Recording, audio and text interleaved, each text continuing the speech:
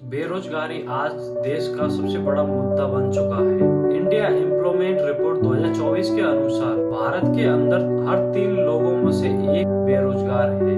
Unemployment rate 29% तक पहुंच चुका है उन लोगों में जिनके पास पहले से ही एक डिग्री है। आखिरकार ये क्यों हो रहा है? भारत दुनिया में सबसे ज्यादा पॉपुलेशन वाला देश है। आटा, दाल, चावल, चीनी जैसी और भी कई सारी चीजें चाहिए और यहाँ इतनी बड़ी मार्केट है जिसमें बाहर की विदेश की कंपनियां आकर के प्रॉफिट कमा लेती हैं। जैसे आप विप्रो को देखिए, जिसकी आरओसी फाइल के अनुसार उसकी हर साल की कमाई 8129 करोड़ है। जैसे आप कोका कोला को देखिए, जिसकी ईयरली कमाई 48,12,840 करोड़ है और अपने भारतवासियों को एक 12,000 की जॉब भी नहीं मिल रही है। और यह कैसे मुमकिन है? भारत पूरी दुनिया की 5वीं लार्जेस्ट इकोनॉमी बन चुका है और आपको यहाँ पर नौकरियां ही नहीं मिल रही। आखिर कौन खा गया आपकी नौकरियों को? चलो इस मुद्दे को हम पूरी गहराई के साथ में समझते हैं कि आखिरकार ये मुद्दा है क्या, इसमें परेशानी क्या आ रही है।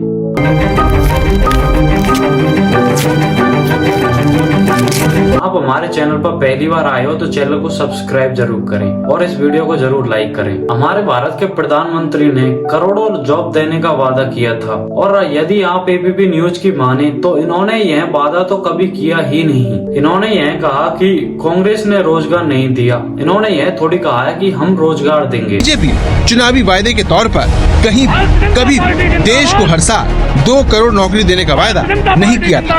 इसीलिए मोदी सरकार पर हर साल 2 करोड़ नौकरी न दे पाने का आरोप झूठा साबित हुआ है।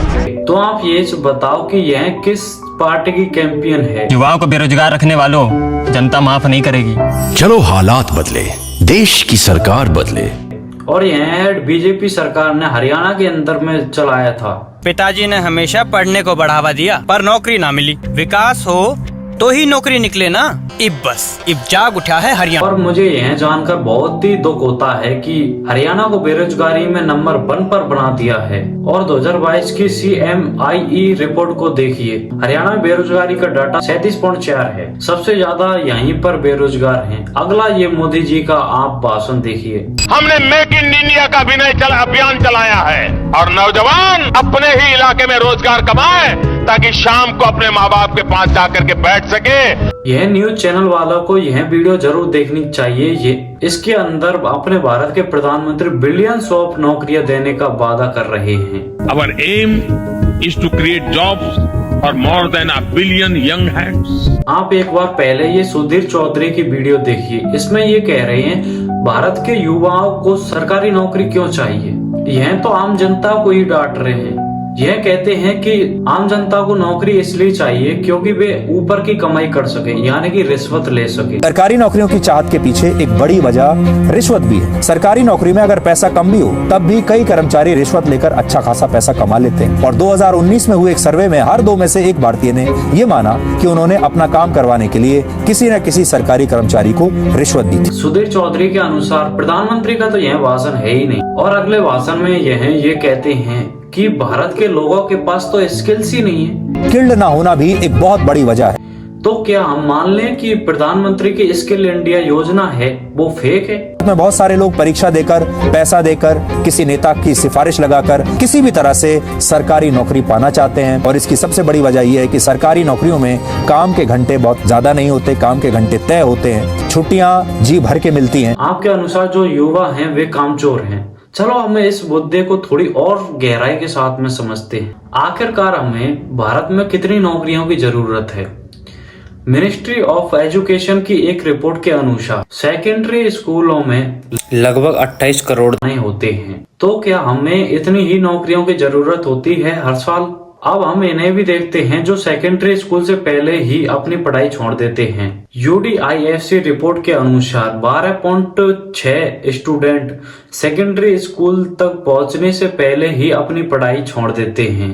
प्राइमरी लेवल पर 3% है और अपर प्राइमरी लेवल पर 1.45% है यह आंकड़ा।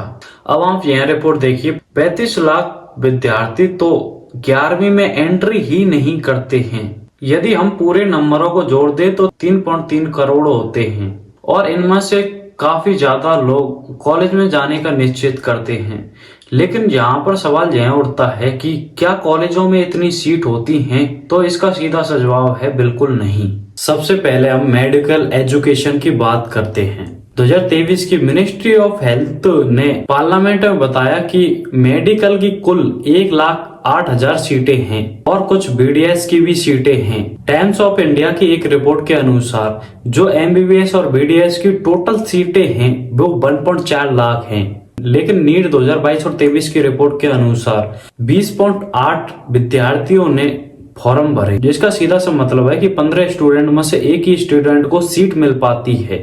सीट का नंबर तो इससे भी कम है, 67,802। इसका मतलब समझ रहे हो आप? देश में डॉक्टर बनने वालों की सप्लाई बहुत है और लोग डॉक्टर बनना भी चाहते हैं और इसकी देश भर में डिमांड भी है। इसके अलावा देश भर में केवल इसकी आधी ही सीटें सरकारी कॉलेजों में होती हैं। इसके अलावा आधी सीटें प्राइवेट मेडिकल कॉलेजों के पास में होती है। और आप तो सब जानते हो कि प्राइवेट मेडिकल कॉलेजों की फीस कितनी हाई होती है। अब आपके मन में एक सवाल और उठ रहा होगा कि हमारे पास तो स्किल है तो हमें तो नौकरी मिल ही जाएगी, लेकिन इसका सीधा सा जवाब है बिल्कुल ही नहीं। जुलाई 2023 CMIE की रिपोर्ट देखिए। भारत में मैन्युफैक्चरिंग सेक्टर 51 करोड़ नौकरियां देता था और 2023 के अंदर यह नौकरियां 36 करोड़ रह गईं। 30% नौकरियां कम हो गईं और जिनके पास नौकरियां हैं उनकी नौकरियां भी सिक्योर नहीं है। CMIE की ये रिपोर्ट देखिए। 12 करोड़ भारतीय अपनी नौकरी से हाथ धो बैठे जब अप्रैल में कोरोना वायरस का लॉकडाउन लगा था। जून 2023 में 11,000 मजदूर और भी निकाले गए और भी कई कंपनियों से अपने वर्करों को निकाला गया। यह संख्या कई लाखों में है। 2023 में जब सुनामी आया था तब टेक कंपनियों ने लाखों एम्प्लॉयों को फायर किया था। ऐसा नहीं है कि ये कंपनियां प्रॉफिट नहीं कमाती हैं, यह हर साल बहुत अच्छा प्रॉफिट कमाती हैं, लेकिन इनके पास नौकरियां नहीं है लोगों को देने के लिए। जिन लोगों को इन्होंने नौकरी पर रखा है उन लोगों से ही यह ओवर टाइम करवाते हैं। आधे से ज्यादा कर्मचारी बर्नआउट की कगार पर हैं। मैकेंसी ऑफ हेल्थ इंस्टीट्यूट 2023 के अनुसार वर्क प्लेस बर्नआउट सर्वे पर पहले नंबर पर है। 65% वर्कर वर्क प्लेस एग्जेशन रिपोर्ट करते हैं और दूसरे नंबर पर जापान आता है 61% के साथ में। और यह भारत में ही नहीं पूरी दुनिया में ही वर्करों को अपनी नौकरी से निकाला जा रहा है। अमेजोन ने 2023 के पहले ही 3 महीनों में 27,000 से भी अधिक मजदूरों को अपनी नौकरियों से बाहर निकाला। मीटा ने नवंबर 2022 में 2109 एम्प्लॉइयों को बाहर निकाला। ट्विटर में दिसंबर 2022 में भारत में केवल 180 ही एम्प्लॉई बचे हैं। देश भर में पूरे एम्प्लॉइयों को ज्यादा से ज्यादा काम करवाने के लिए बोला जा रहा है। कुछ लोग इनकी बहुत सी तारीफ करते हैं कि ये देखो ये कितना बड़ा अरबपति बन गया है, ये देखो ये इसके पास कितना सारा पैसा है। यदि हम सही से देखें तो हमारे देश में केवल और केवल कॉर्पोरेट और छोटे दुकानदार ही नौकरियां दे रहे हैं। हर एक दुकानदार, हर एक रेडी लगाने वाले को इसका क्रेडिट देना चाहिए जो वे लोकल प्रोडक्ट क्रिएट कर रहे हैं और हमें बहुत सारी जॉब क्रिएट हो रही है और हमें जरूरत है वोकल फॉर लोकल की। अब हमें यहाँ पर जरूरत है सबका साथ और सबके विकास की। अब हम यह समझते हैं कि हमारी सरकार को इसमें क्या करना चाहिए बदलाव।